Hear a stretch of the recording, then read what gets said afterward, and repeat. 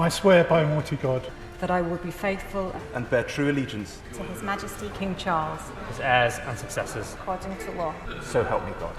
The 2024 general election saw a record 335 new MPs elected to Parliament. They've now been in office for a year, and while we couldn't fit them all in the studio, we will be speaking to a few from across the political spectrum. First, however, we join new Conservative MP Rebecca Smith at her desk in Parliament to get a feel of how things look from the inside. So this is my office. When we got elected, you all get allocated a room about 6 weeks in. So we all kind of were in a common room in the Palace of Westminster for the first few weeks, which was actually really fun. It was like kind of being in the sixth form together. But then you get allocated a room and you get allocated roommates. So I'm in this room with two other MPs who also got elected in July last year. But actually we all knew each other in our 20s. So it's quite fun to be kind of back in the same office together 20 years later. But it does mean you've got less scope for personalising it. If you wonder why my bookshelves are so empty, that's why. I spent the early part of my career working here anyway. So I knew my way around, I knew where some of the lifts went, I knew how to go to the loo, I knew where the coffee shops were. But there'd always been some bits of Parliament that I knew were just accessible to members only, that I kind of made a point of never going near, because I thought if I ever did come back here, I want there to be some bits that are new. So like the member staircase that goes down off Central Lobby, there's a little secret back stair there that you can use. Members cloakroom you obviously don't get to go into.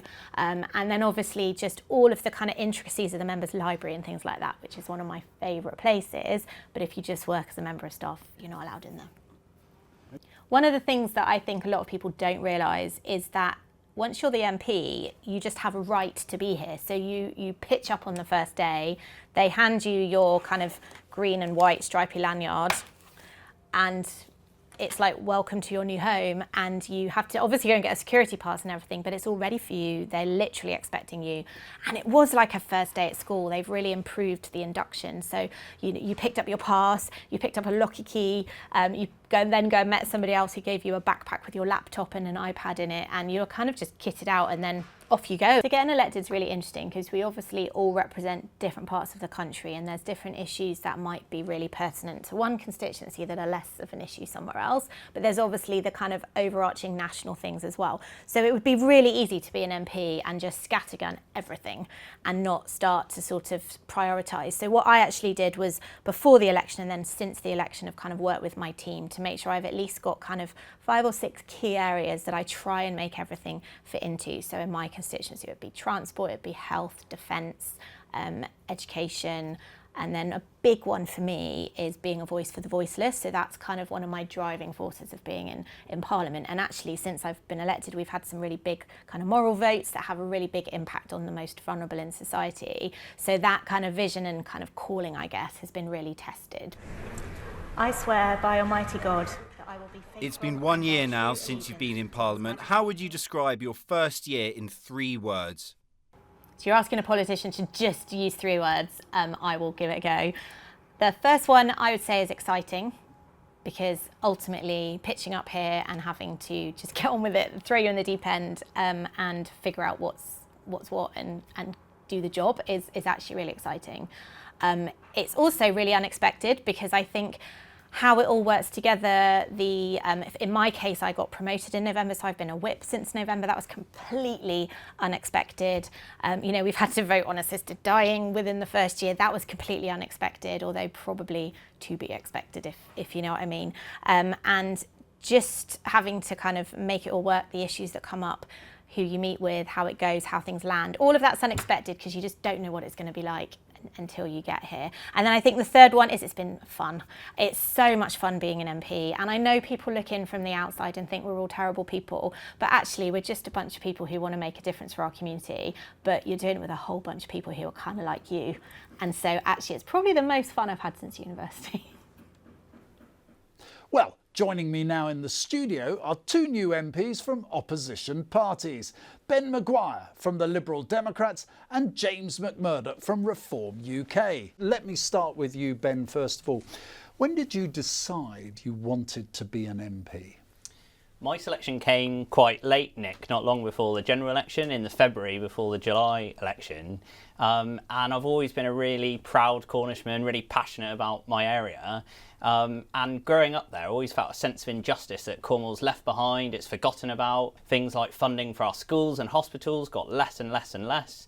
So I suddenly decided, rather than shouting at the TV, I really wanted to stand up and try and make a difference for my community. So you didn't have long to prepare? Not at all, no. And I must admit, back in February, I wasn't very confident that I'd be elected. I was facing a 15,000 Conservative majority.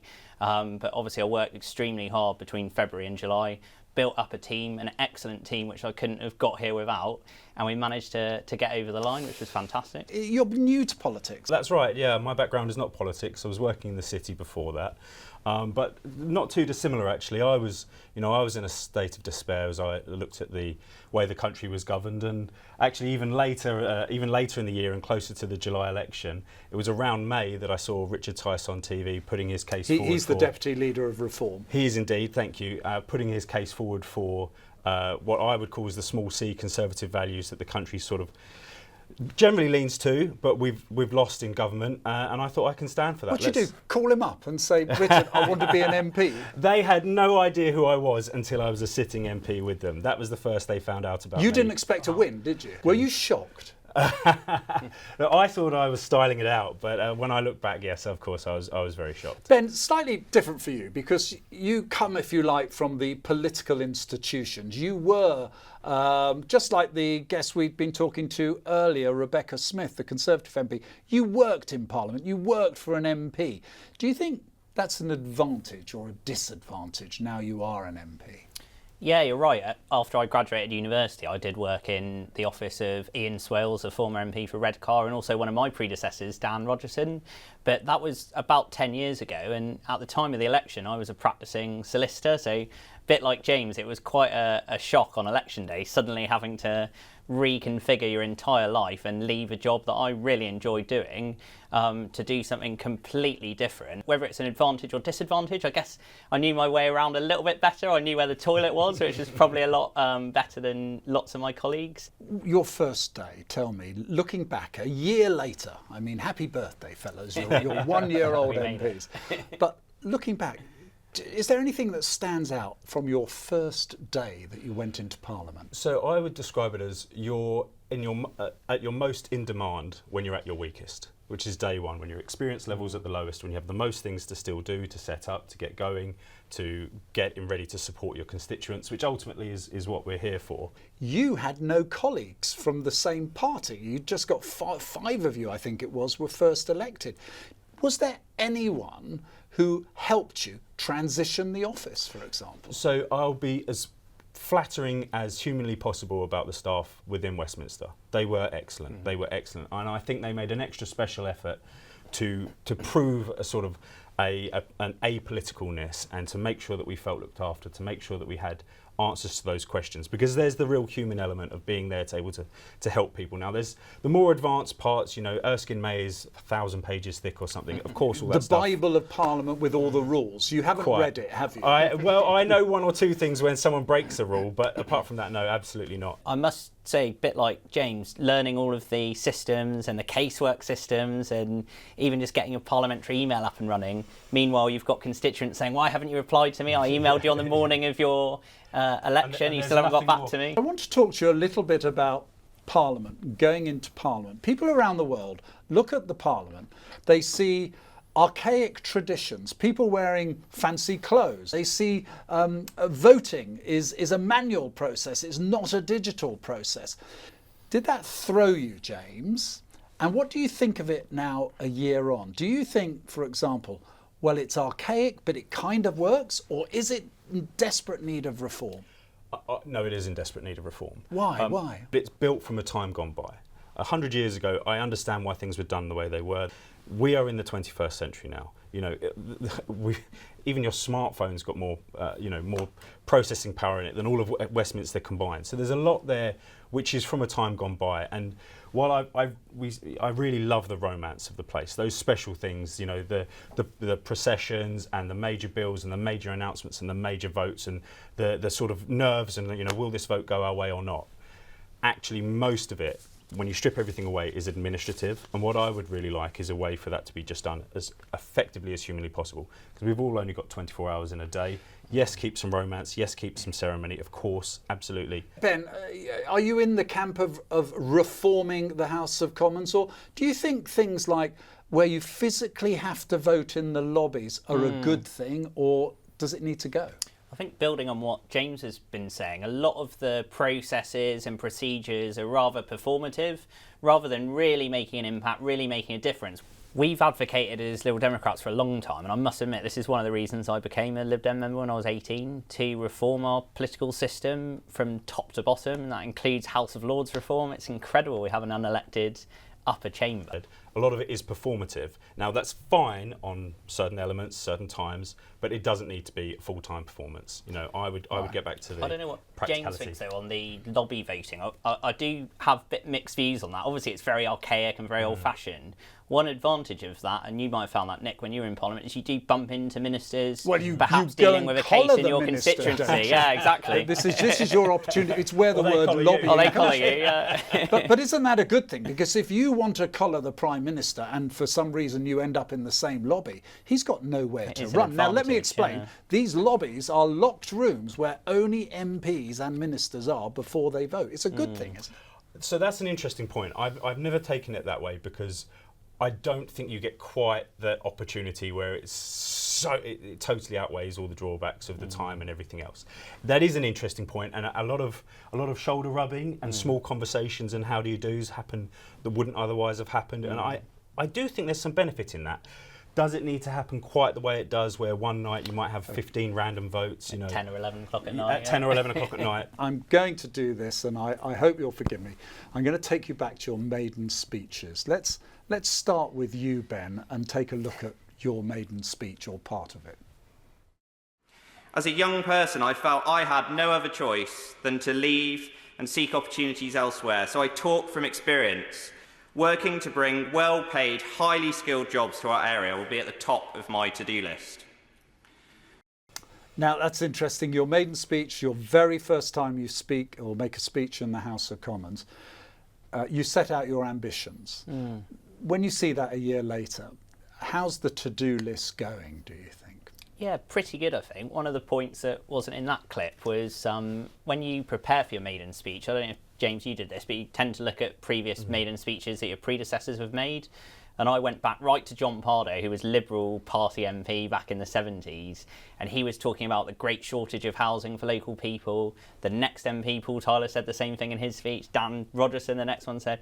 Even my Conservative predecessor, I think, mentioned the lack of affordable housing, and I've made that one of my priorities. And doesn't that, forgive me for interrupting you there, doesn't that though either highlight the limited powers of an MP to make a change if your 5 predecessors haven't sorted the problem before you got there? It's a massive issue, which is obviously not just relevant to Cornwall, it's a nationwide issue.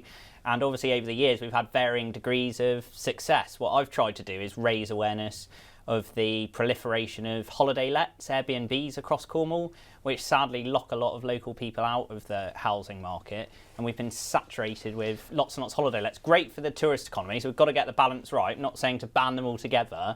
I'm not letting you off the hook, James. Let's take a look at a little bit of your maiden speech. I was there for that one.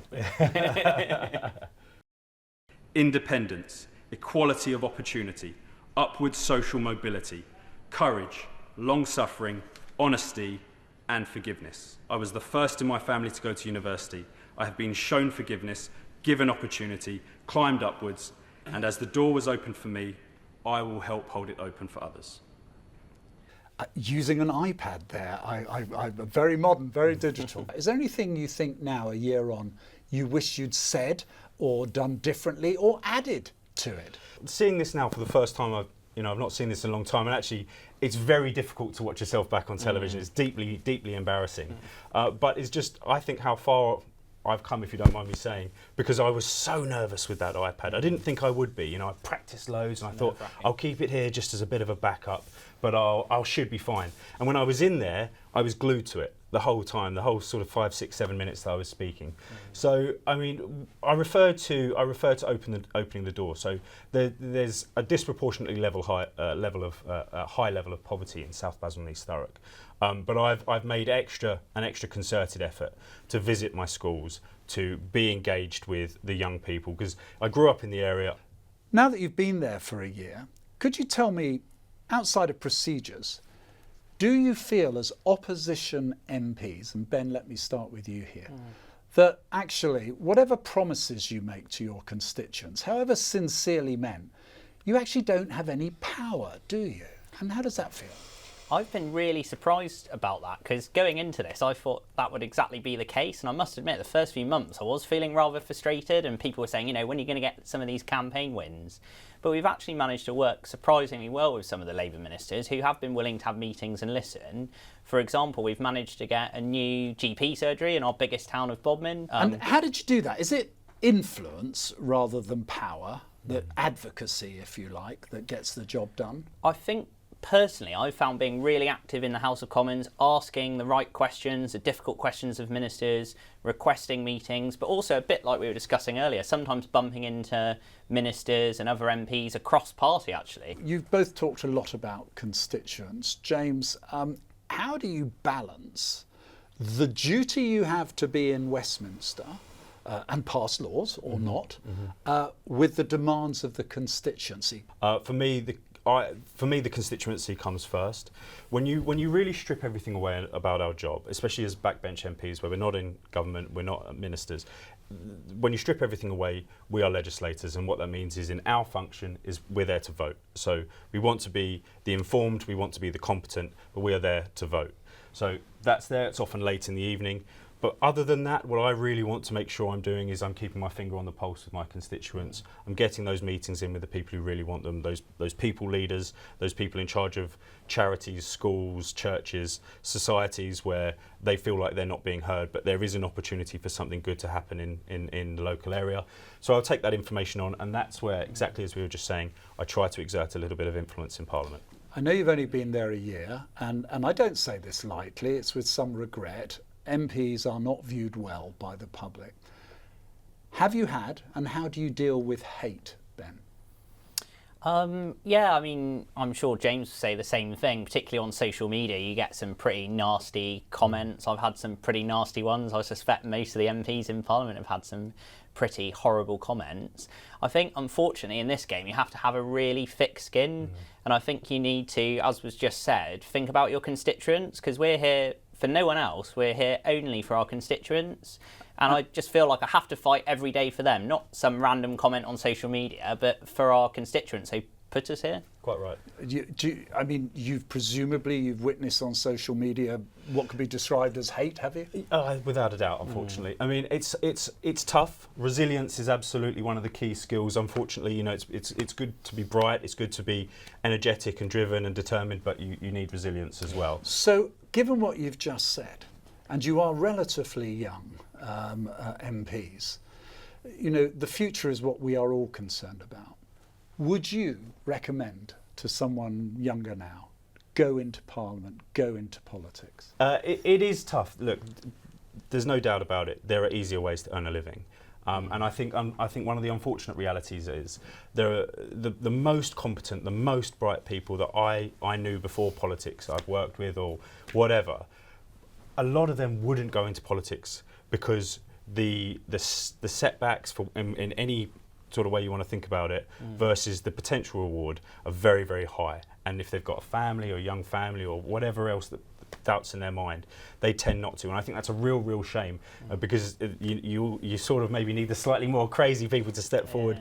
You lose a lot of talent, don't you? Yeah, you lose a lot of talent, and that's a real shame because yes, we have a talented group in Parliament, I would like to think, but there are a lot of people put off. As we've said, you've got to go in with your eyes wide open. It's a really tough job. You've got to have a thick skin.